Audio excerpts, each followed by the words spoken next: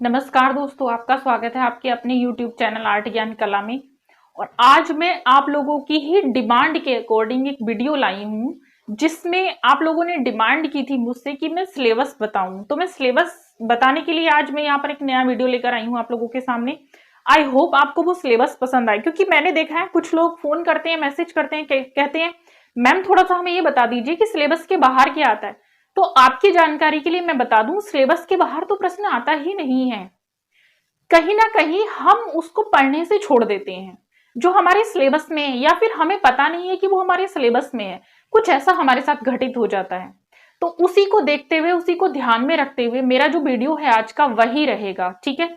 तो मैं थोड़ा सा आप लोगों को आज कोर्स के बारे में डिटेल में समझाऊंगी कि आपका जो सिलेबस है वो क्या है।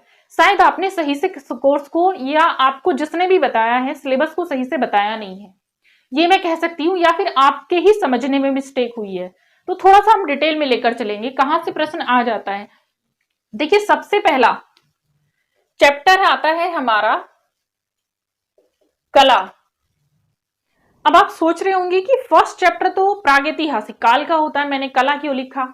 तो मैं आपको एक चीज बता देती हूँ, जब तक आपको यही नहीं पता होगा कि कला क्या है, क्योंकि देखिए इसमें प्राविधिक वाले ज्यादा हैं यूपी में। तो प्राविधिक आप लोगों ने पढ़ा है, ठीक है। प्राविधिक तो इसमें कहीं भी क्वेश्चन नहीं पूछा जाता है। जब आपने ग्रेजुएशन आर्ट से नहीं किया तो आपको सिलेबस के बारे में पूरी जानकारी नहीं होती है, और आपको फर्स्ट चैप्टर जस्ट पढ़ा दिया जाए एकदम से आपके सामने की प्रागैतिहासिक काल। जब आपको ये नहीं पता कला क्या होती है, फिर आप प्रागैतिहासिक काल कैसे पढ़ पाएंगे, क्या जानेंगे प्रागैतिहासिक काल के बाद, प्रागैतिहासिक काल के बारे में कैसे पता लगाएंगे, ठीक है। उसके लिए जरूरी है कला क्या है ये पढ़ना। तो यहां से भी प्रश्न आ जाता है कला क्या है, फर्स्ट चैप्टर आपका, ठीक। दूसरा चैप्टर आता है आपका प्रागैतिहासिक काल।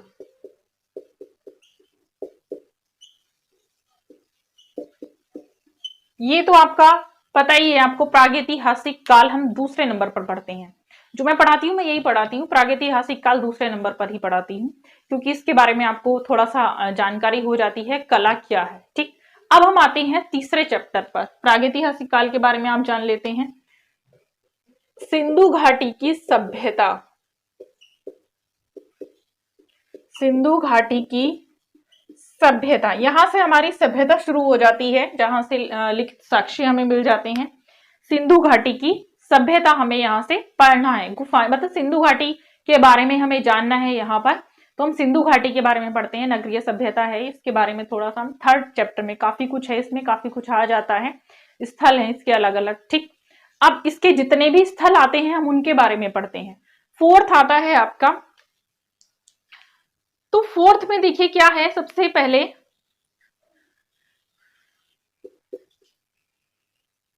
अब हम आगे का चैप्टर, क्योंकि 4 नंबर पे मैंने देखा मोस्टली क्या लिखवाया जाता है, भारतीय प्राचीन कला के प्रमुख केंद्र।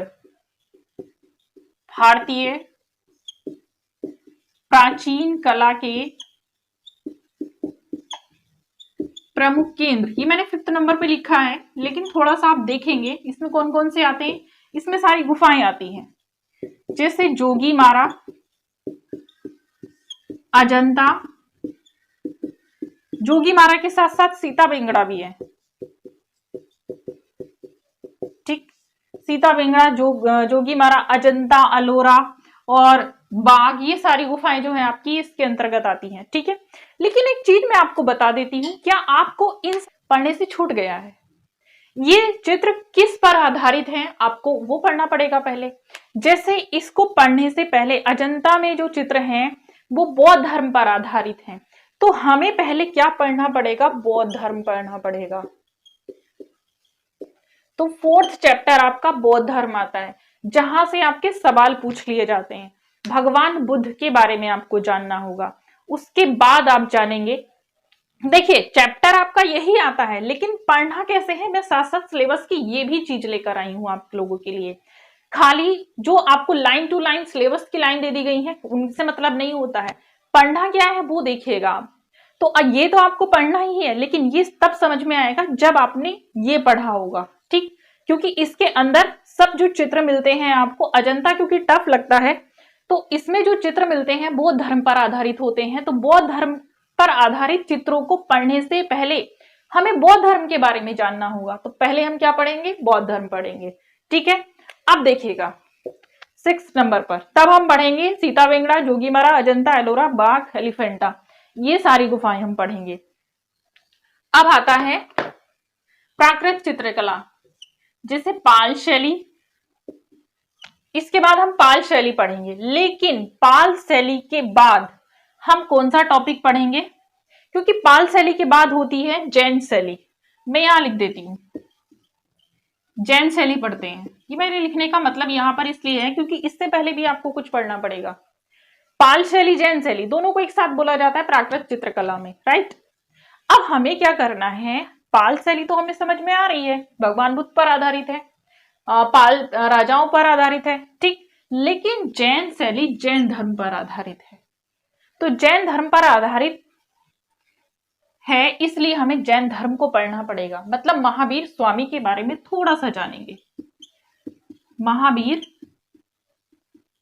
स्वामी के बारे में पढ़ेंगे, राइट। तभी तो आप जैन धर्म को समझ पाएंगे, जैन धर्म में जो ग्रंथ हैं उनको समझ पाएंगे। जब आप पहले किसको पढ़ेंगे? महावीर स्वामी को पढ़ेंगे, तब आप जाएंगे सीधा सीधा किस पर? जैन शैली पर, ठीक है। अब आगे देखेंगे आप राजस्थानी लघु चित्र, 7 नंबर पर है राजस्थानी लघु चित्र, मतलब राजस्थानी शैलियां। क्योंकि यहां से जो हम बौद्ध धर्म पढ़ लेते हैं वो हमारा आगे तक चला आता है। इसके बाद आपका आएगा मुगल काल। आप सोच रहे होंगे मैंने तो सिलेबस बढ़ा दिया। सिलेबस मैंने नहीं बढ़ाया, सिलेबस ऑलरेडी बढ़ा हुआ है आपका। सिलेबस उतना ही है, मैंने तो उसके अंदर से कुछ पॉइंट निकाल लिए हैं। सिलेबस उतना ही था, मैंने उसके अंदर से कुछ पॉइंट निकाले हैं जो हाइड हैं, जो हिडन रहते हैं और आपको पता नहीं चलता कि वहां से क्वेश्चन आ जाता है। तो ये गलती इस बार ना हो, इसलिए मैं आपके लिए सिलेबस लेकर आई हूं जो आपको पढ़ना है। क्योंकि कुछ ऐसे स्टूडेंट्स होते हैं जो घर पर बैठकर तैयारी कर रहे होते हैं। देखिए सारे स्टूडेंट कोचिंग नहीं ले पाते, पॉसिबल भी नहीं है, कुछ की कंडीशन नहीं होती है, ठीक। कुछ मैं देखती हूँ ऐसे भी होते हैं जो कोचिंग से पढ़ ही नहीं पाते, जो सेल्फ स्टडी से ज्यादा अच्छा कर लेते हैं। स्पेशली सिलेबस उन लोगों के लिए ही है कि उनको कैसे पढ़ना है। जो मैं देखती हूँ कुछ नंबर से रह गए हैं इस बार, तो उनके लिए काफी हेल्पफुल रहेगा। अब देखिएगा आगे आपको पढ़ना है इसमें मुगल तथा दक्खनी लघु चित्र, मुगल शैली और मुगल शैली के साथ साथ दक्खनी शैली, ठीक। ये चैप्टर आपका आता है। इसके बाद आपका 9 नंबर पर आएगा पहाड़ी लघु शैली, पहाड़ी चित्र या पहाड़ी शैली। क्योंकि यहां से लघु चित्रों की शुरुआत हो चुकी है, ठीक है। इसका एक स्क्रीनशॉट ले लें फटाफट से, क्योंकि मैं इसको मिटा के फिर दूसरा आपको थोड़ा सा आगे का और बताना चाहती हूँ, ठीक है। आगे देखेंगे तंजौर शैली, उड़ीसा शैली, कंपनी शैली या पटना शैली, यही है, ठीक। ये हो जाएगा आपका। और इसके बाद यहीं पर हम पढ़ते हैं राजा रवि वर्मा को, जो कंपनी शैली में आते हैं। अब नेक्स्ट देखेंगे कौन सा चैप्टर आपका आएगा? बंगाल शैली के चित्र, बंगाल शैली, बंगाल शैली हम पढ़ते हैं, ठीक है। 11 नंबर पर हम पढ़ते हैं बंगाल शैली और इनके चित्रकार व इनके चित्रकारों के बारे में, जितने भी आर्टिस्ट हैं इनके बारे में हम पढ़ते हैं फिर, ठीक। अब इसके बाद आता है आपका समकालीन कलाकार, समकालीन कलाकार, ठीक है। 13 नंबर पर आपका आता है, इसमें सारे कलाकार आ जाएंगे आपके समकालीन, ठीक है। समकालीन तथा आधुनिक कलाकार, यहीं पर आ जाएंगे आधुनिक भी, क्योंकि पहले समकालीन पढ़ेंगे उसके बाद आप पढ़ेंगे आधुनिक कलाकार, राइट। अब देखिए नेक्स्ट चैप्टर कौन सा आएगा आपका? तो नेक्स्ट आएगा आपका सौंदर्य शास्त्र,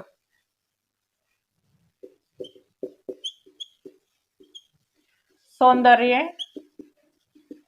शास्त्र। 14 नंबर पर आएगा आपका संयोजन के सिद्धांत। यह अब आपको इजी पड़ जाएगा। संयोजन के सिद्धांत, ये जिसमें परिप्रेक्ष्य आपका आएगा संयोजन के सिद्धांत में आपका, और ये आपका आ जाएगा ग्राफिक कला, ठीक है। और चित्रकला के 6 अंग, षडंग। फिर 16 नंबर पर आपका आएगा लोक कला। लोक कला।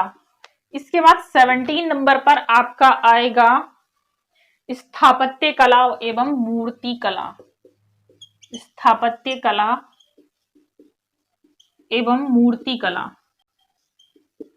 अब देखिए एक चीज मैं बता दूं, ये जो षडंग का चैप्टर है यहां पर आप कला के बारे में दोबारा से पढ़ेंगे, लेकिन वो जो कला रहेगी वो अलग रहेगी थोड़ी सी। मतलब ऐसा नहीं कि कला का मतलब चेंज हो जाएगा, मतलब चेंज नहीं होना, कला के बारे में थोड़ा सा अलग रूप होगा जो पढ़ेंगे षडंग के साथ साथ जो पढ़ेंगे आप यहाँ पर।